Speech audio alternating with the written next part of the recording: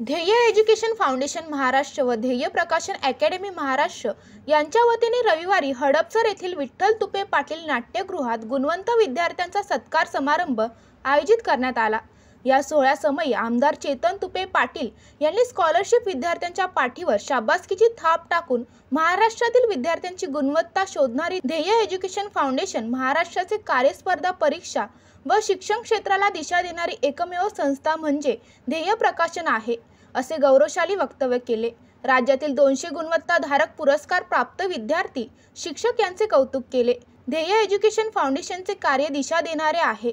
अशा प्रकारे शिष्यवृत्ती विद्यार्थ्यांचे आमदार चेतन दादा तुपे पाटील यांनी आपल्या भाषणातून सन्मान केला।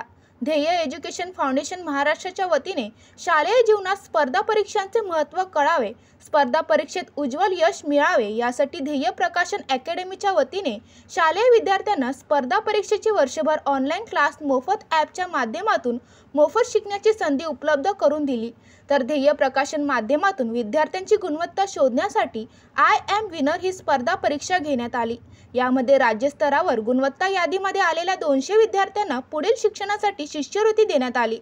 या सोहळ्यास कर्तव्यदक्ष अधिकारी समवेत उपजिल्हाधिकारी ज्योती कदम, सहाय्यक आयुक्त कामगार अहिल्यानगर अनिकेत थोरात, सहाय्यक पोलीस आयुक्त राहुल आवारे, संचालक संचालनालय महेश पालकर, सहाय्यक आयुक्त पुणे महानगरपालिका सुरेखा भणगे, शिक्षण अधिकारी माध्यमिक भाऊसाहेब कारेकर, शिक्षण अधिकारी प्राथमिक संजय नाईकडे, ह्युमन राईट अध्यक्ष निलेश विटेकर आदी मान्यवर उपस्थित होते।